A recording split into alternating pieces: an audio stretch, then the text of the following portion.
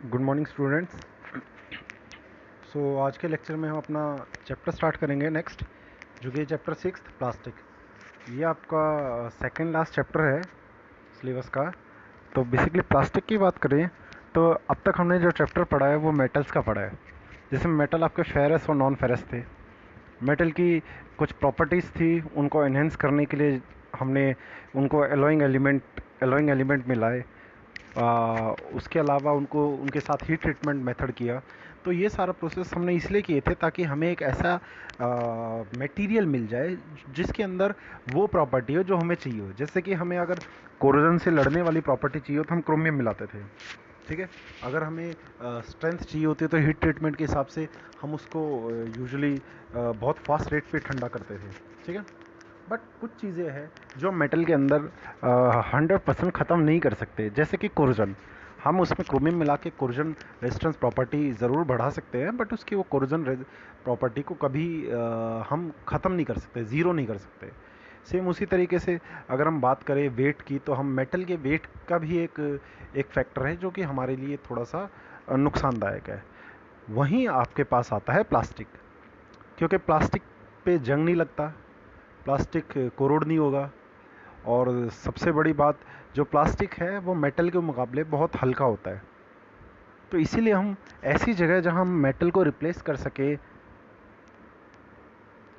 किस केसेस में, जहां हमें हल्की मटेरियल चाहिए, हल्का मटेरियल चाहिए हो, प्लस में जहां हमें कोर्जन से ज़्यादा लड़ना हो, तो वहाँ हम क्या यूज़ करते हैं, प्लास्टिक यूज़ करते हैं। ओके, देखते हैं प्लास्टिक के चैप्टर को। तो सबसे पहली बात आ गई प्लास्टिक की। तो प्लास्टिक होता क्या है? देखिए, प्लास्टिक एक सिंथेटिक ऑर्गेनिक मटेरियल है। सिंथेटिक मीन्स ह्यूमन ने बनाया है, ठीक है। ऑर्गेनिक मीन्स क्योंकि इसमें ऑर्गेनिक मटेरियल मिलाया गया है, ऑर्गेनिक एलिमेंट्स है। जैसे कि प्लास्टिक यूजुअली कार्बन से बनता है, और कार्बन एक ऑर्गेनिक कंपाउंड है, ठीक है, ऑर्गेनिक एलिमेंट है। तो ऑर्गेनिक कंपाउंड्स को मिला के हम क्या बनाते हैं, प्लास्टिक बनाते हैं। तो डेफिनेशन आप लिखिए पहले। The plastic are synthetic organic material which can be molded into any desired shape when subjected to heat and pressure. Okay, तो क्या बोला उन्होंने कि एक सिंथेटिक मटेरियल है जो कि कोई भी शेप ले लेगी जब हम उस पर कोई एक्सटर्नल फोर्स लगाते हैं। ओके, अब सवाल है प्लास्टिक का इम्पोर्टेंस क्या है, क्या क्या प्लास्टिक का फ़ायदे, ज़रूरत क्या क्या है हमारे लिए।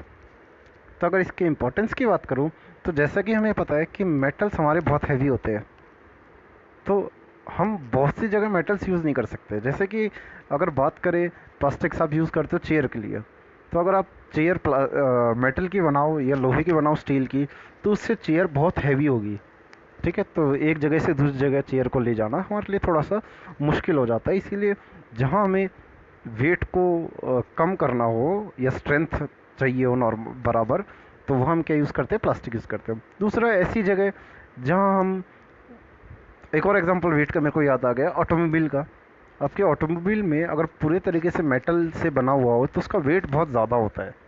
पूरे तरीके से मेटलिक बॉडी का वेट बहुत ज़्यादा होता है। तो हम क्या करते हैं, कुछ जगह प्लास्टिक और फाइबर्स यूज़ कर लेते हैं ताकि उसका वज़न इंक्रीज़ ना हो। ओके, आजकल तो ये जो आपके टैप नल है वो भी आपके प्लास्टिक के भी आते हैं। रीज़न उसका है कि जो आपके टैप या नल है वो कंटिन्यूसली पानी के कांटेक्ट में रहते हैं, जिसकी वजह से मेटल होगा तो वो कोरोड हो जाएगा। तो प्लास्टिक यूज़ करना ज़्यादा बेनिफिशियल है इंस्टेड ऑफ यूजिंग मेटल। तो इम्पोर्टेंस तो आई थिंक क्लियर हो गया होगा, तो लिखना। Nowadays plastics are very attractive engineering material. Attractive engineering material.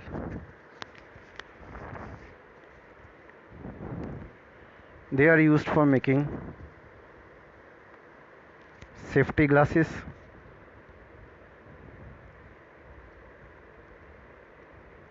self lubricating bearing,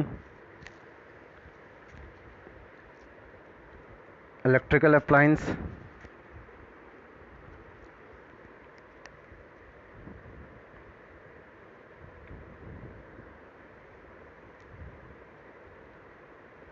okay. आगे लिखना, प्रॉपर्टीज़ ऑफ प्लास्टिक। देखिए ये प्रॉपर्टीज़ आपको बता देगी कि हम प्लास्टिक क्यों यूज़ करते हैं। तो पहली प्रॉपर्टी लिखना, they are light in weight. सीधा सा आंसर है, प्लास्टिक बहुत हल्के होते हैं। तो मेटल को यूज़ ना करके हम प्लास्टिक को यूज़ करेंगे तो फ़ायदा होगा कि वो वजन में हल्के होंगे हमारे लिए। Second, they can easily be cast and mould. मतलब प्लास्टिक को कोई भी शेप देना हमारे लिए बहुत आसान होता है। हमें जैसे मेटल को शेप देने के लिए लगभग आयरन की बात करूं तो 600 डिग्री सेल्सियस तक हमें पहुंचाना पड़ता है। तो इतना टेम्परेचर प्लास्टिक के लिए ज़रूरत नहीं है, हम 100 टू 100 तक में ही प्लास्टिक को एक शेप दे पाएंगे। Next, plastic have good thermal and electrical insulation.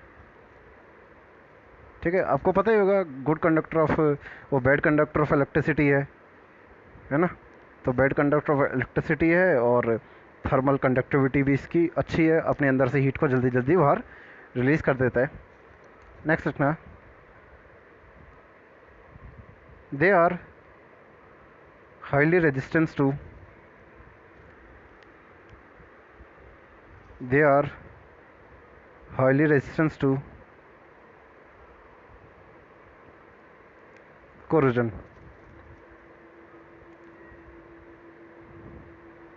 Next, they are highly resistant to abrasion.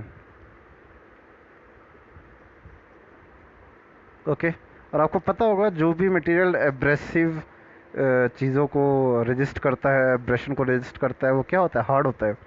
तो आप लिख सकते हैं लास्ट में, they are sufficiently hard.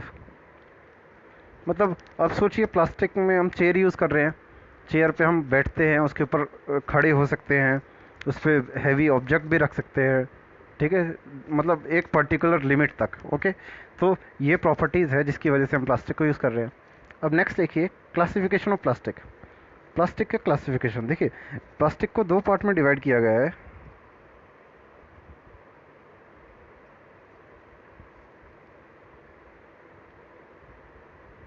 First है थर्मोसेटिंग,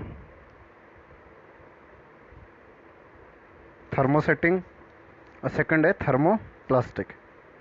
देखिए बेसिकली हमारे क्या होते हैं, कुछ प्लास्टिक्स ऐसे होते हैं जिनको हम मेल्ट करने के बाद रीयूज़ कर सकते हैं, और कुछ प्लास्टिक ऐसे होते हैं जिनको मेल्ट करने के बाद हम रीयूज़ नहीं कर पाएंगे।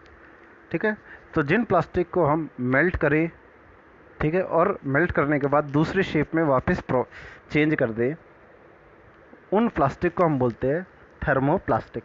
और जिन प्लास्टिक को सिर्फ हम एक बार यूज़ कर सकते हैं, एक बार बना दिया और उसके बाद उसको वापस किसी दूसरे शेप नहीं दे सकते, भली गर्म करके कुछ करके, उसको हम बोलते हैं थर्मोसेटिंग प्लास्टिक। ओके, अगर एक एग्जांपल दूं, आपकी जो चेयर्स होती है, कबाड़ी वाला होता है वो चेयर ले जाता है, क्योंकि वो चेयर जो होती है उसको आप मेल्ट करके उसको रिकास्ट कर सकते हो। तो आपका चेयर का जो प्लास्टिक है वो आपका थर्मोप्लास्टिक मटेरियल है। बट अगर हम बात करें थर्मोसेटिंग की, तो आपके बाइक के जो इंडिकेटर हो गए, या जो आपका इलेक्ट्रिकल अप्लायंस में स्विच के जो प्लास्टिक हो गए, ये जो प्लास्टिक है इनको आप रीयूज़ नहीं कर सकते। ये प्लास्टिक थर्मोसेटिंग प्लास्टिक होते हैं।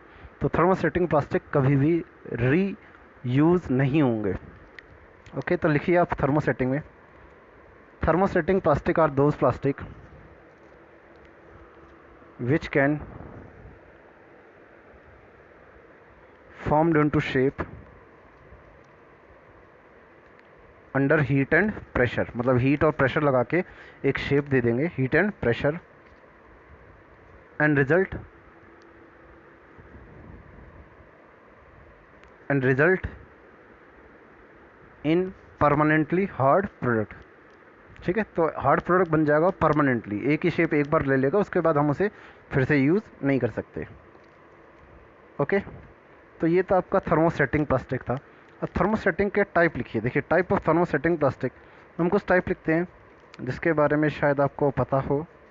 जैसे कि सबसे पहला अगर मैं बात करता हूँ तो ये लिखिए, फर्स्ट है यूरिया फॉर्मल डिहाइड। यूरिया फॉर्मल डिहाइड,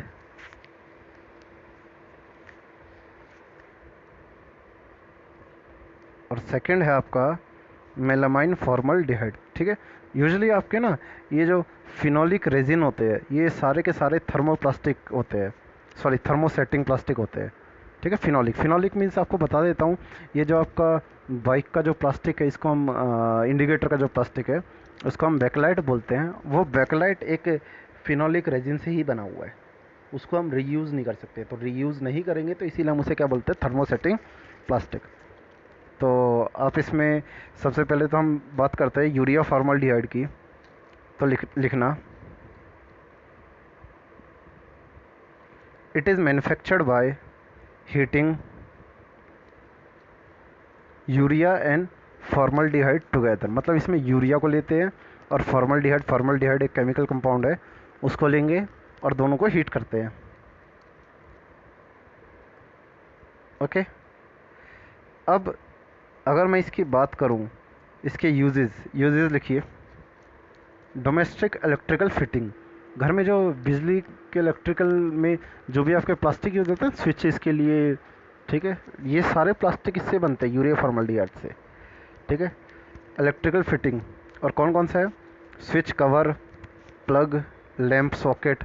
तो सॉकेट हो गया, ये स्विच हो गया, या आपके उसके अलावा लैंप सॉकेट, ये सब किससे बनते हैं हमारे, ये सब हमारे यूरिया फॉर्मल्डिहाइड से बनते हैं। और देखिए, they are used for toilet seat, button, clock case, etcetera. Okay, so आपको एक और चीज़ बता देता हूँ कि जो ये स्ट्रेंथ है ना, स्ट्रेंथ थर्मोसेटिंग की ज़्यादा होती है। तो थर्मोसेटिंग प्लास्टिक हम वहाँ ज़्यादा यूज़ करते हैं जहाँ हमें स्ट्रेंथ बहुत ज़्यादा चाहिए हो।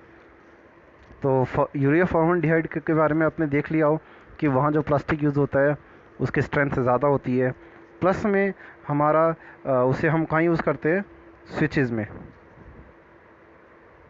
ओके, कहाँ यूज़ करते हैं, स्विच बनाने में।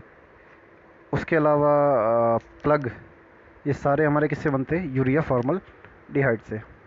नेक्स्ट लिखिए, मेलामाइन फॉर्मल्डिहाइड। लिखना, it is obtained bye, it is obtained bye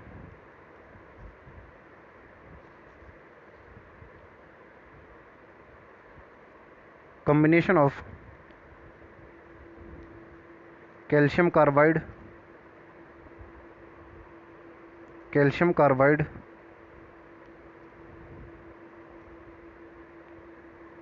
melamine with formaldehyde. Okay, इसमें कैल्शियम कार्बाइड मिलाते हैं, मेलामाइन मिलाते हैं, किसके प्रेजेंस में, फॉर्मल्डिहाइड के प्रेजेंस में। अब अगर मैं इसके यूजेस की बात करूँ तो लिखना, it is use for making bowls, जो बाउल होते हैं ना आपके, कटोरी, बाउल्स, कप, प्लेट्स, जो कप प्लेट होते हैं, याद रखना कप प्लेट वो चीनी मिट्टी वाली नहीं बात कर रहे हैं, अलग जो प्लास्टिक टाइप में होती है, जो यूजुअली शायद आपने ये जो चिली प्लेटो यहाँ जो शॉप्स में देते हैं, चाइनीज शॉप में, वो जो प्लेट में जो डाल के देते हैं वो आपके प्लास्टिक से बनी रहती है। Next, it is use for making circuit breaker, मतलब जो एम के जो होता है ना सर्किट ब्रेकर, ये एम जिस प्लास्टिक से बने होते हैं वो भी सर्किट इसी से है, कौन सा, melamine. Next, table ware etcetera.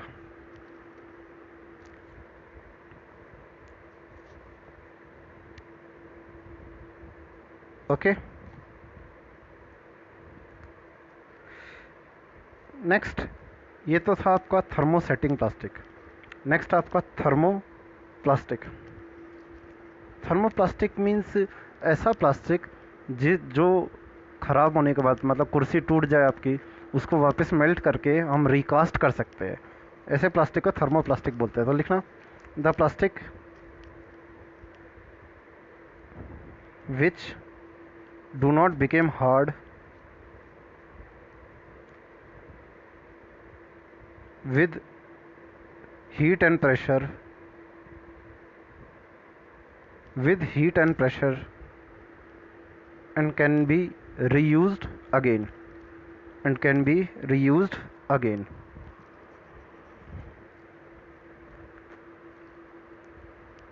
Okay, so इसमें लिखिए टाइप ऑफ थर्मोप्लास्टिक रेजिन में। फर्स्ट है आपका पॉलीइथाइलिन। पॉलीइथाइलिन, देखिए पॉलीइथाइलिन की मैं बात करूं तो पॉली मतलब होता है मैनी, बहुत सारे। इथाइलिन मीन्स आपका एक कंपाउंड है जो कि बेसिकली ट्रिपल बॉन्ड का होता है। कितने कार्बन होते हैं इसमें? 2 कार्बन होते हैं इसके अंदर, ठीक है। तो 2 कार्बन वाला अगर मैं इसका स्ट्रक्चर की बात करूं तो देखिए इसका स्ट्रक्चर, इथाइलिन का स्ट्रक्चर ये है।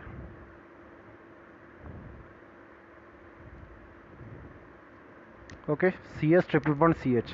अगर ऐसे बहुत सारे इथाइलिन को आपस में हम जोड़ दें तो हमें मिल जाता है पॉली इथाइलिन। अब अगर पॉली इथाइलिन की बात करूँ तो हम क्या बनाते हैं इससे? इससे बनाते हैं मिल्क के कैरेट्स, कंटेनर्स, बॉटल्स। तो जो भी हमारी बॉटल हो गई, कंटेनर हो गया, या प्लास्टिक के जो भी हमारे चीज़ें जो हम किचन्स में यूज़ करते हैं, वो सारी किससे बनती है? पॉली इथाइलिन से। तो लिखना, they are used for making dustbin and toys,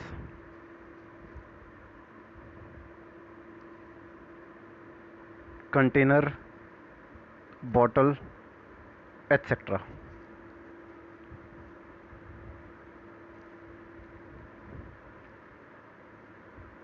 और उसमें पॉलीथैलिन में एक लाइन लिखना, it is obtained by polymerisation of ethylene, it has low density. ठीक है, तो अगर ये चीज़ें आप मेल्ट करो इनको, और मेल्ट करने के बाद वापस इनको यूज़ कर सकते हो, इसीलिए हम इसे थर्मोप्लास्टिक बोलते हैं। अब एक और इसका टाइप लिखना, पॉलीस्टीरीन। तो इसका लिखना है, it is obtained by polymerisation of styrene,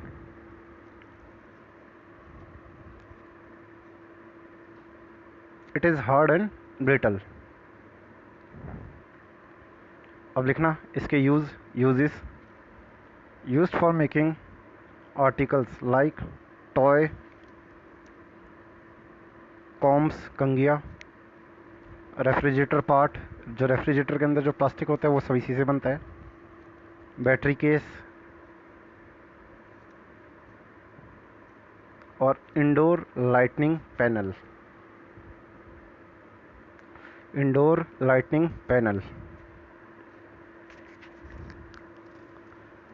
next लिखना, पॉलीएमाइड। पॉलीएमाइड, तो आपको पॉलीएमाइड का नाम पता होगा नायलॉन से। तो जो हमारा नायलॉन है ना, उसे ही हम पॉलीएमाइड बोलते हैं। तो लिखना, it is known as nylon, it is tough and stiff, it is tough and stiff, it is good in wear resistance. अब इसके यूजेस देखते हैं। यूजली हम कहाँ यूज़ करते हैं? लाइट इंजीनियरिंग कंपोनेंट बनाने में, जैसे कि गियर और बियरिंग, और आपके जो रेन कोट है वो भी हम इसी से बनाते हैं। ठीक है, कंटेनर्स, केबल कवरिंग, केबल की जो कवरिंग होती है, प्लास्टिक कवरिंग, वो भी इसी से बनाते हैं। ठीक है, ब्रशेस और कॉम्ब, कुछ कंगिया, ठीक है, तो हम वो इनसे ही बनाते हैं, जिसका नाम है पॉलीएमाइड, और हम उसका ट्रेड नेम क्या है? नायलॉन।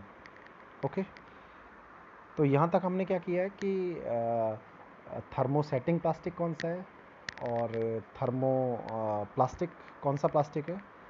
ठीक है, अब बात करते हैं ट्रेड नेम की। देखिए ट्रेड नेम क्या, कि जब उसे बनाया जाता है तो केमिकल प्रोसेस से बनाते हैं, इसलिए उसका जो नाम होता है ना, वो केमिकल नेम ही होता है। जैसे हम एक्राइलोनाइट्राइल ब्यूटाडाइन स्टीरीन की बात करें, या ABS जिसे हम बोल रहे हैं, इसमें हम नाइट्राइल नाइट्राइल यूज़ करते हैं, ब्यूटाडाइन यूज़ करते हैं और स्टीरिन यूज़ करते हैं, इन तीनों को मिलाते हैं, इसीलिए इसका नाम पड़ गया एक्राइलो नाइट्राइल ब्यूटाडाइन, जिसको हम ABS बोलते हैं। ओके, इसका ट्रेड नेम अलग है, जब इसको ट्रेडिंग की जाती है, बेचा जाता है, तब इसका नाम कुछ और होता है, तो तब हम इनको क्या बोलते हैं, एब्सॉन। ठीक है, तो आप इनमें से कोई एक नाम याद रखिए, एब्सॉन। अगर मैं ABS की बात करूं तो कहाँ यूज़ करते हैं ABS को, गार्डन के जो इक्विपमेंट है, हाईवे के जो सेफ्टी डिवाइस है, या रेफ्रिजरेटर की लाइनिंग। ओके, नेक्स्ट नेक्स्ट एक ट्रेड नेम है पेक्सी ग्लास। देखिए, एक्राइलिक है, जब हम इसे बनाते हैं तो एक्राइलिक नाम देते हैं, केमिकल नेम इसका एक्राइलिक है, ट्रेड नेम इसका पेक्सी ग्लास है। अब इसके ट्रेड नेम की अगर मैं इसकी एप्लीकेशन बताऊं तो ये यूज़ होता है बेसिकली लेंस में, जो आपके लेंस बनाने के लिए जो ग्लासेस है, ग्लासेस जो बनते हैं ना आपके, ग्लासेस इस प्लास्टिक के बनते हैं। देखिए, पहले ग्लासेस थे आपके वो जो चश्मे, ठीक है, वो पहले ग्लास के बनते थे, उनके जो आपके चश्मों के ये लेंस होते हैं, ये ग्लास के बनते थे, बट बाद में ये जो लेंसेज है इनको प्लास्टिक का बना दिया, जिससे कि सेफ्टी रहे, क्योंकि ग्लास गिरते ही टूट जाएगा, बट जो प्लास्टिक है वो टूटेगा नहीं।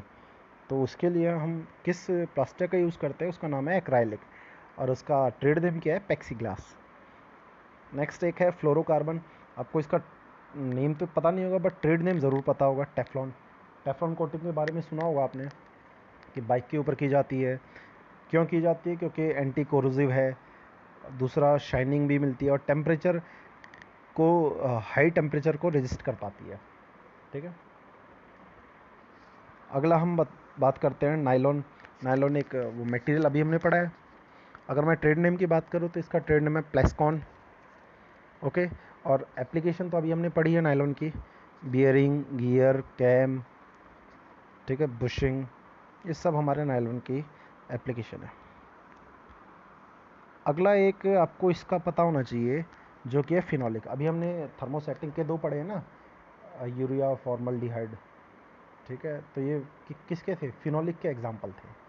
तो फिनोलिक, तो उसका नाम है केमिकल नेम। अब हम ट्रेड नेम की बात करें तो उसका ट्रेड नेम है bakelite.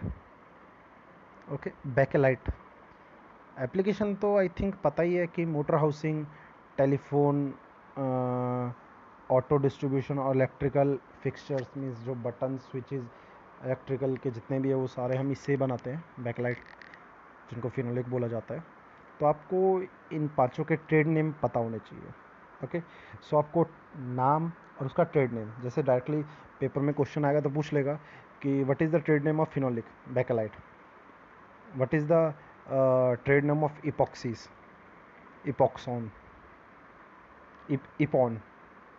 What is the trade name of polystyrene, Styron? What is the trade name of fluorocarbon, Teflon? What is the trade name of ABS, Epson? Trade name of acrylic, Plexiglass? तो इनके trade name आपको पता रहे। Okay, तो ये trade name ज़रूर अपने copy में उतारना। सिर्फ जो मैंने बताया वो मेन है आपके, बाकी आप जस्ट एक बार देख लेना। सो आज की क्लास फिर हम यहीं तक करते हैं। इस चैप्टर को जहाँ तक मैंने बताया वहाँ तक कंप्लीट करिए, देन कोई प्रॉब्लम हो तो पूछना आप। तो नेक्स्ट क्लास में हम इसको आगे प्रोसीड करेंगे।